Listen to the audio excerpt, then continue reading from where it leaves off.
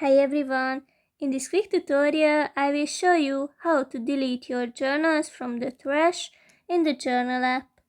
Just open the app, wait a few seconds, and then go to the three dots in the top right corner, click on Trash, and choose the ones you would like to delete.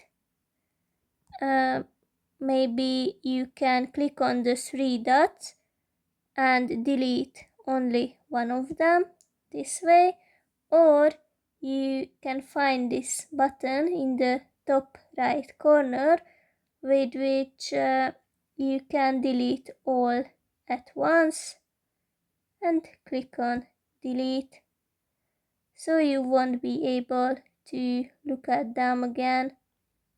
I hope it will be useful. Have a nice day.